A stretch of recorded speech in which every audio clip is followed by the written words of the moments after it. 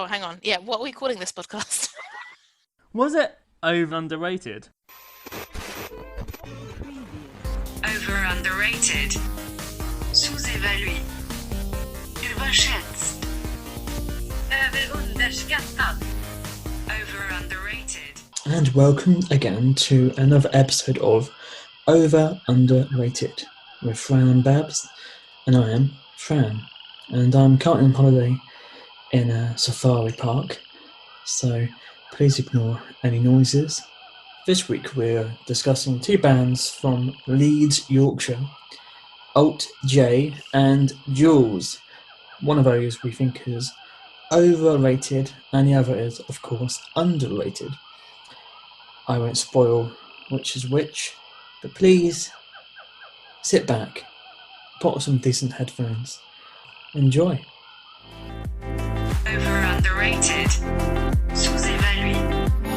Paura. Sopra-sottovalutato.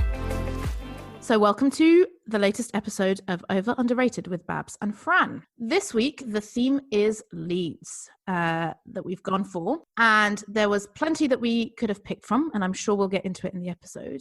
But for this time round, I have picked Alt J as the overrated band. I don't think they're overrated, but Fran does. So I'm going to try and change his mind. And Fran has an underrated band he wants to promote this week. I'm going to be pushing the indie band Duels and seeing what Babs thinks of them, because I believe she had never heard of them until I mentioned them. So I thought I had never heard of them, which is why I was quite keen to pick that, to second Fran on his choice. But in actual fact, I did have a song saved by them on Spotify, which is, it happens a lot. You know, I did a lot of Discover Weekly listening and saving, which means that my Spotify library is a bit mad. Now, I have to say there's lots of songs that I've saved and I can't remember. So I think I came across them. It must have been either some kind of noughties indie playlist or a fans similar to other bands that you like, rabbit hole. But apart from that, I knew nothing. So Babs has made a playlist, and I made her a playlist of 10 songs for each other to listen to and then decide whether we think they're overrated or underrated. So, Babs, want to go first? Overrated.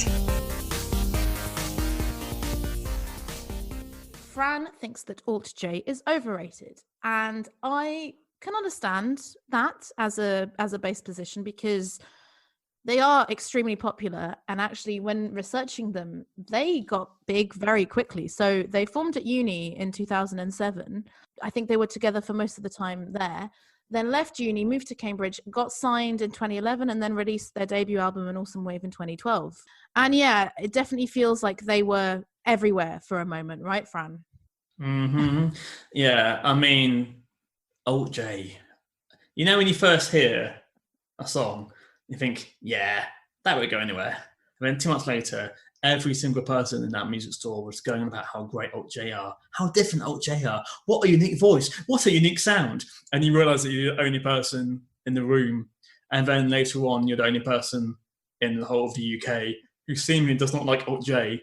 And then they win the Mercury Prize. It's like, yeah, okay, enjoy it, guys. I'm different. I like, it's fine. So I'm going to say, Fran, you have to look up an article that the journalist Laura Snapes wrote about An Awesome Wave. That she reviews it in Pitchfork and absolutely demolishes it. I think you'd be in cahoots with her and very much enjoy it. So Alt J, again, one of those bands. This happens a lot where I don't really want to like them, right? Like they're three nice posh boys who went to university and made songs together. You know, it's not a particularly original origin story, and their music is quite gentle. I would call them quite gentle, and normally I like far more energetic and rocky music, but I can't help it. I really like An Awesome Wave. I think they're really good. You don't know what directions their songs are going to go in.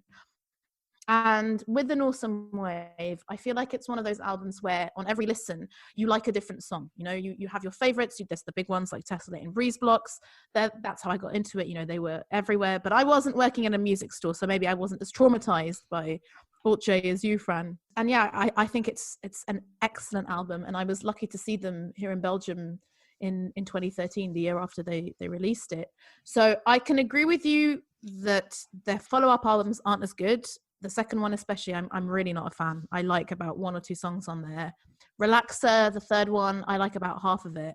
I think they're very inventive, and I quite like the fact that they reference all sorts of, you know, high art and low art, you know, highbrow and lowbrow, and they're arty, but they don't seem to be snobby. So the lead singer, there's a quote saying that for him, there's no highbrow versus lowbrow. I love big, bold, fucking easy pop.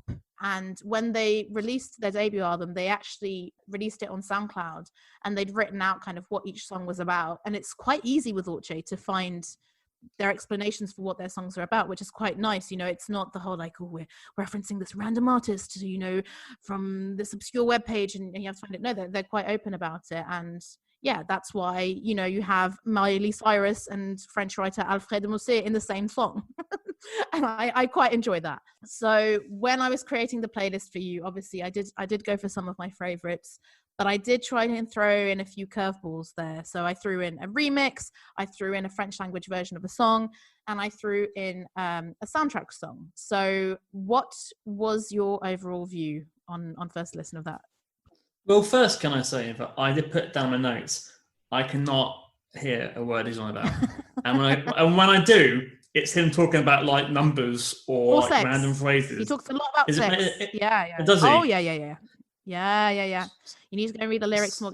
We can come to that, but that's kind of also what I like about Orche, because they don't look like the kind of band who would talk about sex, but you go and look at the lyrics and it's like, whoa. You know, one that I didn't put on the playlist, Every Other Freckle, he says, I want to lick you inside out like you're a crisp packet. I mean, the ripe and the ruin, something I can't pronounce that easily. I mean, yeah, that's a nice little jingle or an advertising music, is it? Maybe. I mean, that's nothing. I mean, that's something for me. Yeah. I mean, it's very short. I thought I'd ease you in gently. Tessellate, I'm aware of like Tessellate. I'm aware of Breeze Blocks, and like they have maybe a dash of a guitar line I enjoy. Mm-hmm. I just hate the whole tappy drum machine noise, which is basically the first album.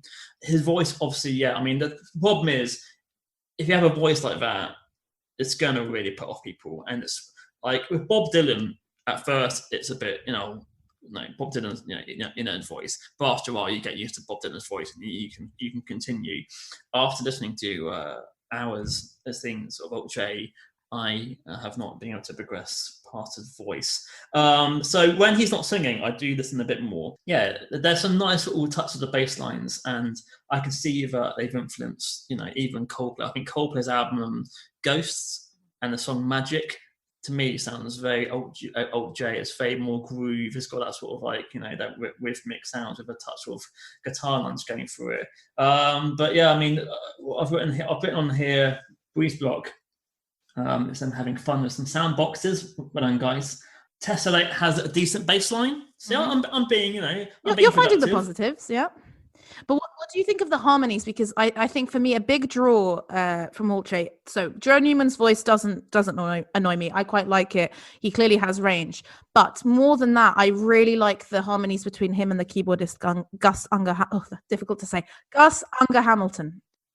So have they discussed their voices? Like, is that their actual voices, or is that something they came to get their own sound? Is that his natural singing voice for both of them? I think so. And actually, Gus was in a choir. He was in a kids' choir that they went back to, I think, to record songs for their third album. They went back to the Church of Eli or something like that to do that. So I think that is, I think that is their natural voices. And Joe Newman, he can go very low and he can go very high. I like that in a man, Matt Bellamy, Tom Smith from the Editors. Like, I find that impressive. And it's because I like it, but I can understand why other people wouldn't like it. It is a little bit whiny. It's a nice contrast with Gus's much more kind of baritone voice, I think. And I started with The Ripe and Ruin because that really was just the two of them singing. And can I say, I have sang that song in choir. Shout out to She Choir Brussels and all the other She Choirs, and it is fucking difficult to do. So respect. I mean, I appreciate that they use their vocals as an instrument. Like, it definitely is to create, some more depth to the songs. I didn't know there was two singers until I watched a clip of them live, because I always like to see them perform live, because I think that's important. And then I noticed that it's harmonising. I assumed he was just double tracking himself. I didn't realise there's two people singing in the band. Yeah, so no, I give them that. I think regarding vocals, it's quite a handy thing to have a unique voice. Like if you've seen this LJ on the radio, it's LJ. This is, like the Smashing Pumpkin, for example, you instantly know, it's Brian Corgan, it's boom. So yes, I mean, it's a good, it's a good string to the bow. But yeah, okay, let's go through the songs. Let's move on. So, and do you not think he makes the word tessellate sound quite sexy, Fran?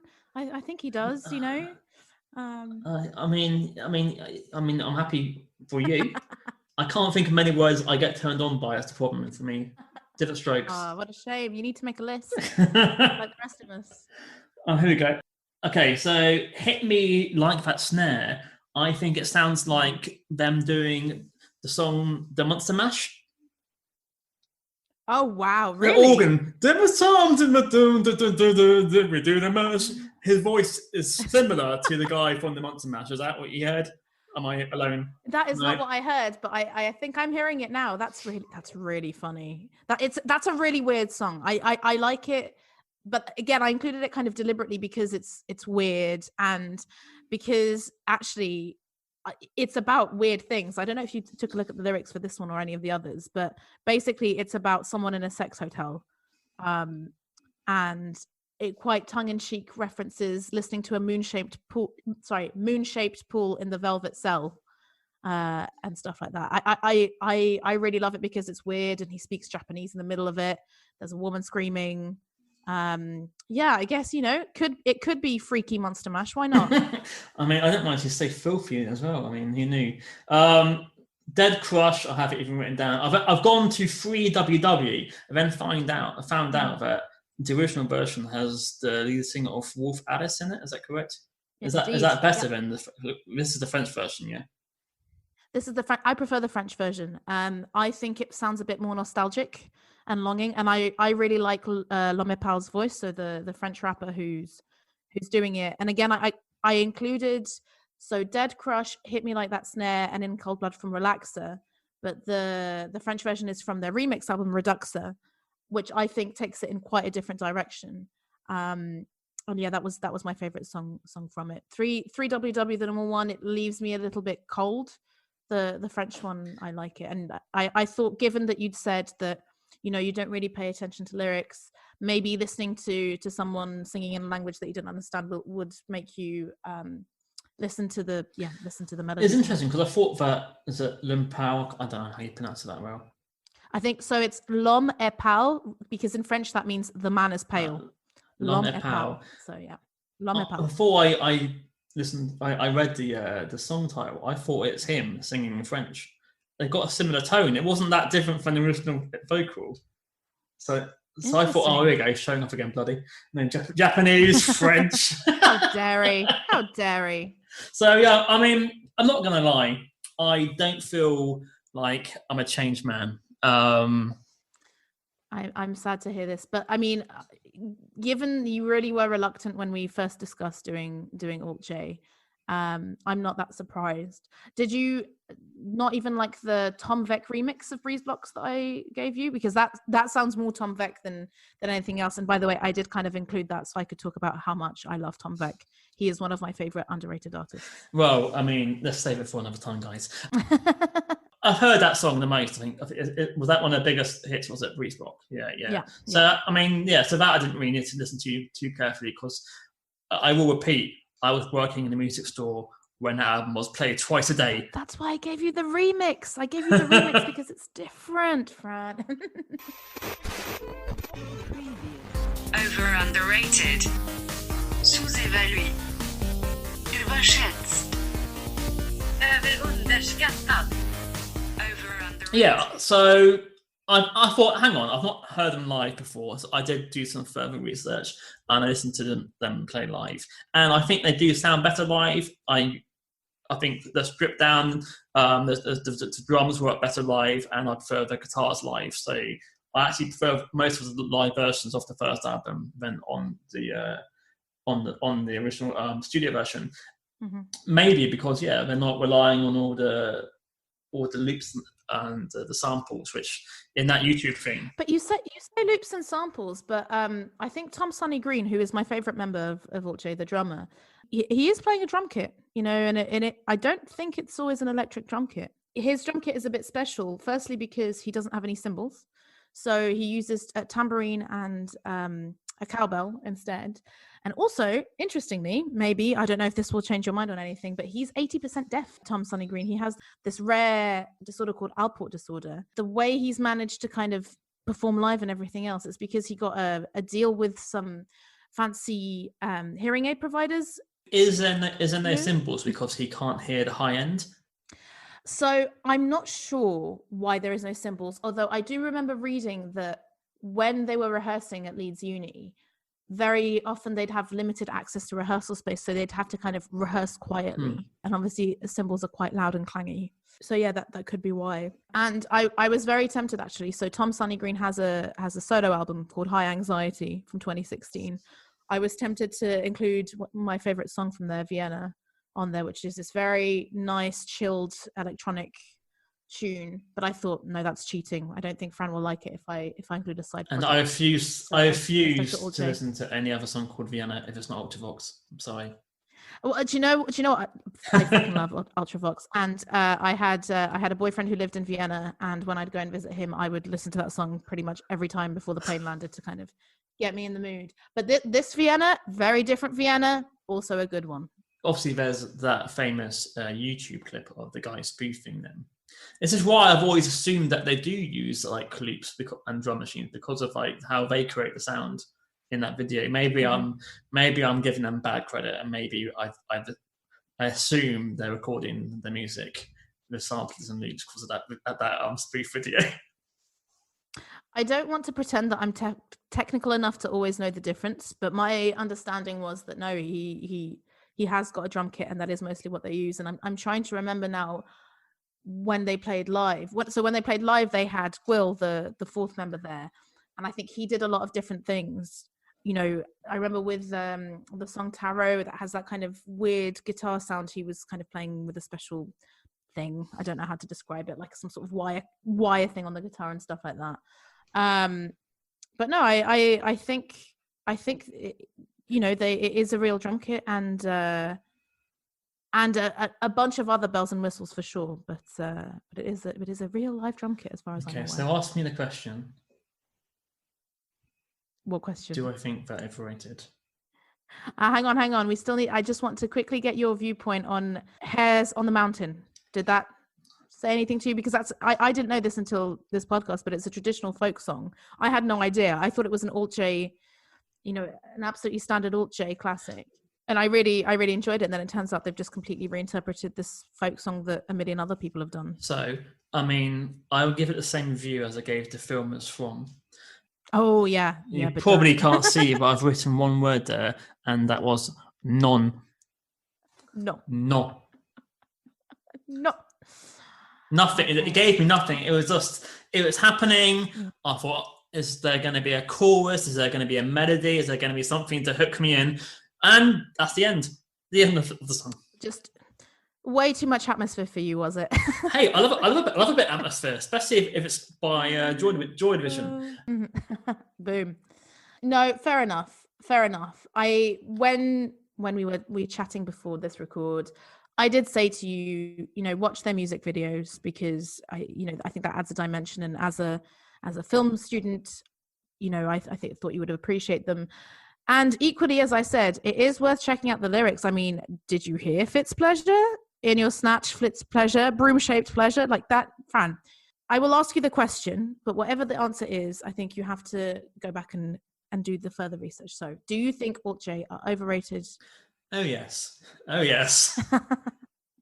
I think that they came out at a time when there was a lot of guitar music in the UK, and because they sounded different, everyone grabbed them. So it's like, for example, Mark Murray once said, the famous film reviewer, that when you're sat in a dark room watching 10 romantic comedies, anything that's slightly different to the format, critics are going to love. And I think for Alt J, maybe that they came out in a time when there's so many guitar indie bands that because they're doing something different, they were like pushed to the top saying, oh my God, somebody's doing something good. But yeah, they're making a new sound, but what else can they do with that new sound? And after 3 albums, it turns out not a lot. So you don't think they're the new Radiohead?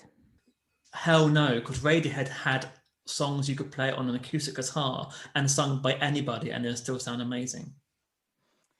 Well, it's a shame that I haven't managed to convince you. I still think, as I said, that I think their first album is excellent, and I think their songs take a lot of different directions. And actually, I would say they probably came at the end of the guitar music period, right? Because if their album came out in 2012, that was beyond the mid-noughties kind of Arctic Monkeys, etc. domination.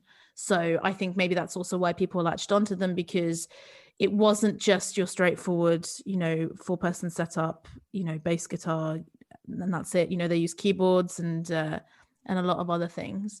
I was surprised to see that their second album was the one that was nominated for a Grammy. I think it's their worst one by a mile. I really don't like it. Their first album, they worked on those songs for years. They worked on them at university, and actually some of them even beyond. So In Cold Blood, which is from their third album, they actually started composing that in at university and then just couldn't really get beyond it. There's a Song Exploder episode, not to promote another music podcast, but there's a Song Exploder episode where Alt J discussed In Cold Blood, and they were saying how basically I think it was 10 years old before they started working on it. So I think they're interesting and they're measured. I don't think they're kind of the saviors of British rock or anything like that. And sure, they're overplayed, and they've been on a lot of soundtracks and TV shows, so maybe that's why you feel the rage that you do. But I do think they're a good band, and they, I don't know, they seem nice. We will just have to go our separate ways with this, Fran. I will also add that I think they come across as nice guys, but they also lose a point because their name's not even Alt J, is it? They're actually, like Prince, they're a symbol. They're a fucking symbol. Come on. It's a triangle, and it's the Greek. Okay, so can I get nerdy real quick with this? So Alt J, when you type it into a Mac, it turns into a triangle, which is also the Greek letter delta, right? And what, again, I didn't realize before doing this podcast. So the album artwork for An Awesome Wave is the Ganges River Delta. Oh, nerdiness, references. No. Is that your favorite Dota out of all the Dotas? Oh, do you know what? If I had to list my top 3, Ganges would be well up there. Well, I mean, people do come to this podcast for the river updates. True. Okay. I mean, look, I'm not that sort of guy who will put a band in a box and if I open it again. I hated Muse when it came out. I hated the XX, and then now their last album. I still don't like the XX, so maybe we'll come back to that one. Well, yeah, another band. But yeah, so I am willing to always give a band another try. I'm not that person. So yeah, we will see in 3 or 4 years' time. Then maybe they will create something else. Over underrated. Sous-évalué. Överschätzt. Överunderskattad. Hi, and thank you for listening to part 1 of Over Underrated. So, what do you think of Alt J? Yes, they are thoroughly overrated. Thanks for listening to the podcast, and don't forget to contact us on our social media. See you after part 2. Underrated. So, moving on to Fran time. Fran time. Is that the section? Fran time. Okay, that was the Babs era. Now moving on to Fran time. I will make a jingle. So when we talk about Leeds, obviously there's quite a few bands I like from Leeds, but most people have heard of the Kaiser Chiefs. The music, the band of music. So I thought, okay, there was a special band for me, guys. A special band for me. How long are we going to go back? Is it 14 years now since the debut album? 2006? Yeah, 14 years ago. And I heard their first single. So it's 15 years ago since I heard Potential Futures. And I thought, yes, please, give me some more, please. And then sadly, that was the only single, so I had to wait a while. And then the next single came out, which I think was Pressure on You, which is a bit blurry. And then I thought, yes, liking it. And then Animal came out and I was on board. And then, then when the debut album came out, which is called The Bright Lights and What I Should Have Learnt, it was my album of the year for 2006. And again, working in the music store, which I will keep banging on about for the next 10 years, I would literally play that album on a Saturday afternoon and then put 5 copies by the stereo and tell people I will sell out this album by the end of the day. And it happened once. So, Good. and they got good reviews and then nothing. 2 years later, it turned out that a website I used to write for had signed them, and I saw them play. The only time I ever saw them play live, in the Camden Crawl 2008 in a tiny pub, and they pretty much did the second album in full. So I never heard them ever play the first album, which is quite sad. And then they've literally gone off the radar. They were like a 5-piece with the I assume it's called Folger Brothers. I've never heard it's pronounced. They were supposed to be making an album, I think, in 2009, and then nothing at all. And if you go through like the internet and try and discover information, they are not a band who are easy to find. Not at all. Not even their music. So Fran had to send me one of the songs on the playlist because I couldn't find it anywhere. The first album isn't on Spotify. And the second album is, and it's on Bandcamp and everything, but it was really difficult to find individual songs. And, there's music videos on YouTube from accounts that have like 60 followers and posted like 2 other videos, and that's it. So that it was very mysterious band to listen to. So I'm coming in pretty much cold. I had one song saved on Spotify, but I couldn't even remember it.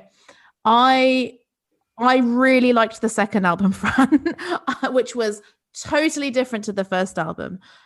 We can go through the songs individually. There was some I liked on the first album, but the second album I thought was great.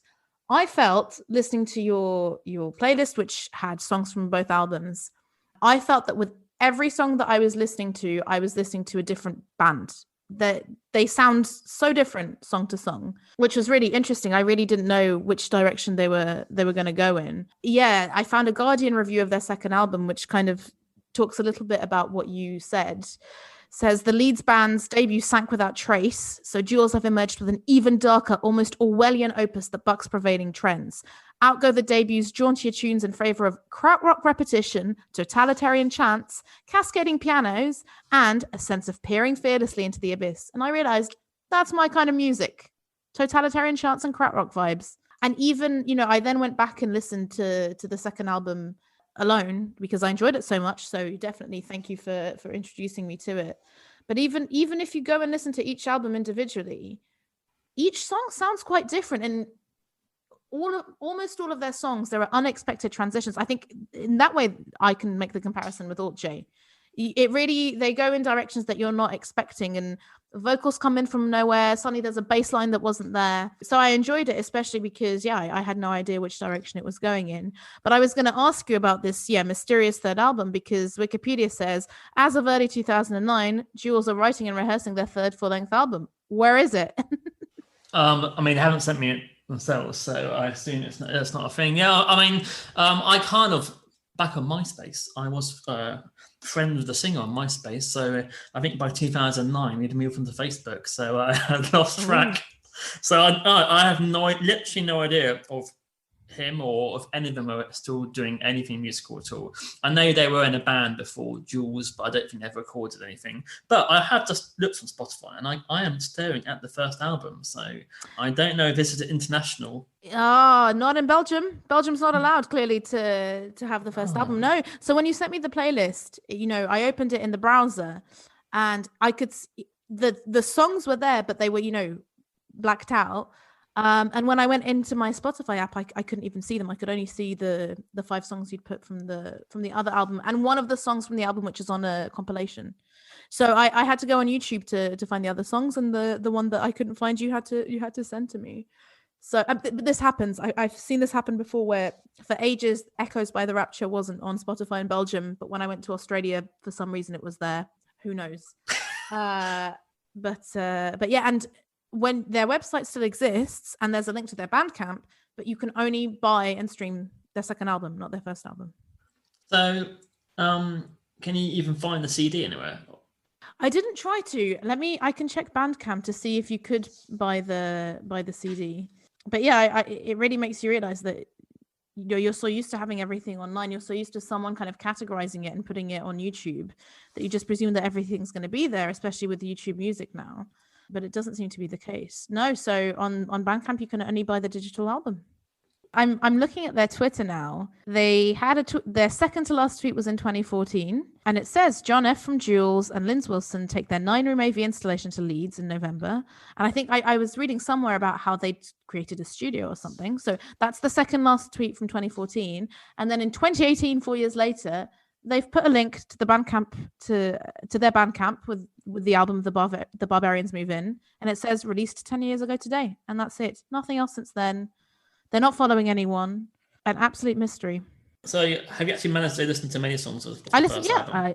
Fran, I do my homework seriously. I listen to your playlist twice, and I make notes. As I said up top, I much prefer their second album. I think every song that you gave me from their second album, I enjoyed. Maybe The Healing, I wasn't so keen, but I think it's because it starts with this piano, and then the percussion kicks in, then the bass, and then there's a bit of screechy violin at the end. So that I really enjoyed that. And I also really enjoyed reading into their lyrics because they write some poetry. I was really surprised. So Pressure on You, for example, which you were saying is quite blurry from their first album. I wrote that it was on the edge of a bit too poppy, but I quite enjoyed John Folger. I also don't know how to pronounce it. John Folger's delivery, and the lyrics are great. She thinks to tell me over breakfast, you roll your cigarettes too thin. And where were you last night? Well, I had to work late again. It reminds me of kind of Long Blonde's kitchen sink drama vibes. On the video for Animal, which I also saw, and the video and the song sounded familiar there. I must have heard that at an indie disco back in the day. And I think that was my favorite from their debut album that you gave me. Someone commented that they sound like the Young Knives, which I think is true. There is that kind of atmosphere that they evoke, and I quite like Young Knives' first album. So yeah, that's my general view. But if you want to ask me specific questions on the songs, hit me. Like you said, on the first album, it's bonkers because every single song could be a different band, and totally. I think Potential Futures, or it's like the most Britpop. It's a bit like Pulp with the kitchen sink drama. Animal could be a Suede song. I know that there's Animal Nitrate. Brothers and Sisters is my favorite, which is the most anthemic choruses. It's got pianos. Things. You've not heard Things, have you? No, I'm just laughing because my notes for Brothers and Sisters are starts pretty Britpoppy, then goes a bit melancholy. The crunchy guitars are a nice surprise leading to the chorus, but it's still a bit too anthemic for me. I used exactly the same verb, but unfortunately as a negative there, Fran. Sorry about that. That's fine. No, it's fine. So that's their their anthem. The slow build is to me it's a bit like Bowie-esque, I think, in how it's in its production. Yeah, that was my least favorite, I think. And then Months Is a Loose, which I gave to you a couple of hours ago. Mm-hmm. Yes, you hear it. Yes, I did hear it, and I thought that one was fine. I liked it, but it didn't kind of move me particularly from that album. I think Pressure on You and Animal were my favorites from there. Potential Future's a little bit too melodic, but I'm very intrigued as to what the hell it's about because he talks about some guy called Jimmy Delancia. What, who, where? It's very confusing. Is it some in-joke that I don't understand? See, I'm not a massive lyric fan, so unless it's like something I really need to research, I've never gone further to find out about the lyrics of Jules. I'm sorry to break it to you. Over underrated. Sous-évalué. Überschätzt. Överunderskattad. Over underrated. When I first heard the second album, and I was asked to review it for the website, I was in shock. You must have hated it on first listen, no? If you were such a big fan of the first album. Yeah. I did not. Whilst the first album, their management companies going through the demos and saying, okay, this will sell, and then they had another dark side which they weren't allowed to create. Like, because I cannot believe that you can have this music in you and then not be in the first album. I assume they had quite a few different sounds, and then we're told to focus on one sound because they're on a major label. It may not be the case. I know it's a similar thing with the band Aha. I know Aha were always forced to make singles they weren't too happy about because they had to make money. So I think with the second album, because they had been dropped by a major label, they probably thought, well, we're on an independent label, let's just do everything how we want it to, and then they completely stripped away that Britpop-esque sound and made an album that's, I think it's more like Nick Cave than Oasis. I wrote Nick Cave, especially Wolvesland, I thought was very Nick Cave. And I really enjoyed him sneering, "Who put that smile on your face?" I was like, yeah, John, who did? You tell me. I really like I really like that one. I like Sleeping Giants. The Furies, which isn't on your playlist, but I knew from before. I listened to it again and it's great.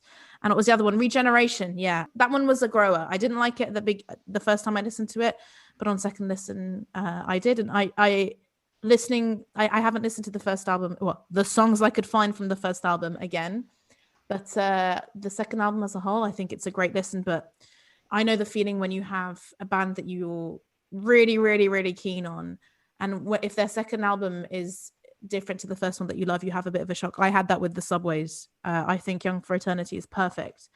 And then their second Americana album came out and I was like, what is this? I don't like it. And I think I needed a few years before I could go back and kind of see it a bit more neutrally. So yeah, I imagine your review for the second album wasn't too positive. Well, I mean, I was kind of forced to make it positive, but I will say that, I think Sleeping Giants is a great track, and there's a YouTube video which I don't know is official or not, of children in the 50s with monkey masks cycling. Seen that? No, I haven't. I'll send it to you. It's quite disturbing, but goes well with the video of the song. Right. Yeah, I mean, I'm just gutted if I never saw them live, because watching a band play a really dark, brooding album in a pub in the daytime is not the best atmosphere, especially when you hadn't heard the songs until that for the first time. And then I've not met personally anybody who does not enjoy this band. And it's like, what happened? Why were they not pushed further? I think they got 8 out of 10 average reviews of both albums. So what was it? Were they dicks? Did the management company not want to push him? I always find it fascinating. Yeah, I mean the Guardian article that I mentioned before, it's a very short review, but it ends with the journalist writing, when the vocalist hauntingly sings of wanting to chew through the walls and meet you on the outside, you can taste the frustration of being in one of Britain's most ambitious but mystifyingly unrecognized groups. So, he's agreeing with you. I reckon it's PR. 2006, there was so much going on for British music, for British guitar music. There was so many bands that were exploding in that era. I just wonder if it was just that they were pushed a bit to the side. They might have been big in Leeds and big in the North, but just didn't kind of go outside of that. And then given that their second album only came out 2 years later, but sounds completely different, when, the kind of, what would you call it? The garage rock revival, or the British indie of the mid-noughties is still going strong. It wouldn't have necessarily found its place there as well. I mean, also, it could just be that the band are really crap at marketing themselves, because honestly, it's so difficult to find out any information about them. And I wonder if that was still the case back in the day, or, maybe they had a particularly well-stocked MySpace, but yeah, very strange. No, their MySpace is great, and they're another band who had great B-sides, which have vanished into the ether, because you cannot find any of them. You know what? I might throw out some emails and find out what happened to Duels, and you never know, you might get him on a podcast. Right. That would be great. I would be a terrible, A&R man, because I really back the wrong horses. The bands who I think are going to be massive, literally vanished after a year and a half. Like another band who, same era, also 2 albums. In fact, I'd like to do a 2-album band podcast, because I find it quite interesting when bands end after 2 albums. And there's a band called Hope of the States, the same era. I was saying, guys, this is the UK's answer to Arcade Fire. They're going to be massive. 2 years later, and broken up again. Literally, like I had a run of picking bands in the noughties who would like end after 1 or 2 albums. Yeah, I mean, you do wonder, as you say, like, is it something going on internally within the band and the band relationships that just mean it doesn't happen? Or is it, record labels being crap? Or a mix of both? I mean, yeah, with Duels, what's so interesting is that really those 2 albums are not released very far apart. Like, I'm thinking, yeah, obviously Radiohead, Kid A, OK Computer in 97, Kid A in 2000. That was 3 years and that was completely different. This was 2 years. Maybe the fact that they're the kind of band where every song sounds different makes them more difficult to market, because even their first album, even though it sounds, anthemic and Britpoppy and etc., like I said, every song is different. And within each song, it goes off in tangents that you're not expecting. So maybe it is a bit of that. Maybe they wanted to pack it in. I've read those articles about what the bands that were big in the noughties, what are they doing now? And it's quite varied. And but I haven't seen Duels anywhere. No, it's really vanished into the ether. Yeah, I think but there was that indie landfill playlist, and they didn't even make that. They didn't even make that, guys. They couldn't even make it to indie land. So yeah. So would you check them out again? Are you a new fan? I would, yeah. I am considering buying their second album on Bandcamp. Absolutely. Well, thank you. I have done my job. I have pushed again. And I have not. Yeah. I mean, like, I think they are a very indie band, and if you can, always pass some money towards them rather than listening to it on Spotify. I'm sure they'll be grateful of the extra cash. I always still try and buy CDs. I haven't changed to vinyl of bands who I know have like made it themselves, because like I can afford £10 to listen to a great album. Like, I don't have to these days because we have Spotify and Amazon, etc.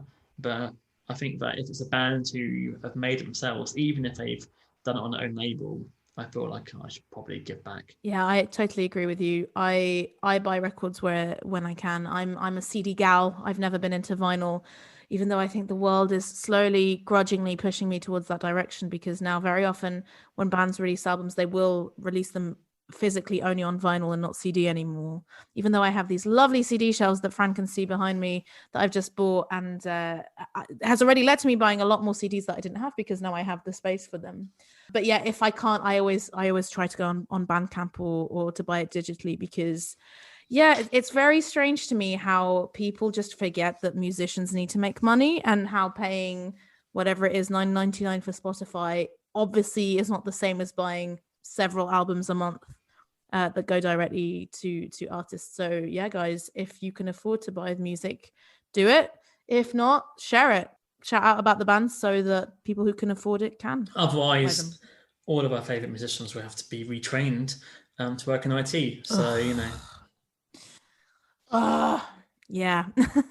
I'm not even in the UK anymore, and it's just driving me crazy, the current situation. So yeah, the less said about the better. The less said about that, the better. Although, did you see there was a tweet thread from this musician called Steve Bullock, who I don't know who he is, basically talking about how, the UK has been trading on its cultural power for many years, and a lot of musicians in the 70s and 80s, the only reason that they could kind of exist was because there were no university fees, and there were grants, and there was the dole, and that was enough to kind of survive and be creative, and that's just completely vanished in modern Britain. Very sad. And let's not end on that. Well, but I will point out, that guys, if you don't help out your struggling musicians, the only music they're going to have will be Alt J. Because it'll just be posh kids with money who can afford to do it. Is that what we want? To be fair, I had such rage in the Oasis episode that I'm allowing you this rage in the Alt J episode. That's fine, Fran, but don't think you can do this every time. And Alt J are very aware of their privilege. Okay, I was reading about this. They were talking about how they know they have middle class cushy lives, and actually, I think Gus Unger Hamilton is a baron. He's descended from a baronet or something, like super posh. But they're a band who, I mean, we didn't even discuss this. They use Miley Cyrus. They sample Miley Cyrus in Hunger of the Pine. And they did it because she used Fitzpleasure in one of her concert tours in a video. So look, they they know their place in society and they promote high art and low art, and that's why they're good, Fran. And watch the videos. God damn it. I will watch the videos and I will report back that you're right.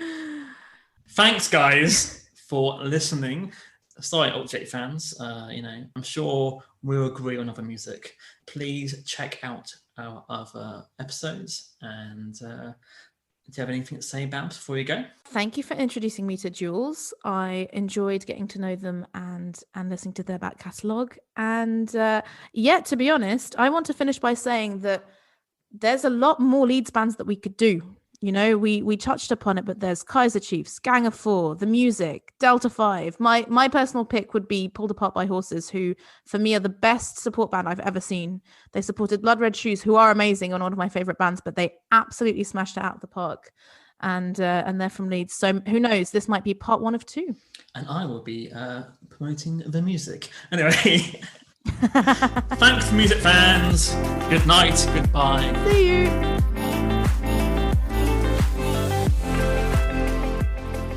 Yes, they're spiders. Hi, thanks for listening to the podcast.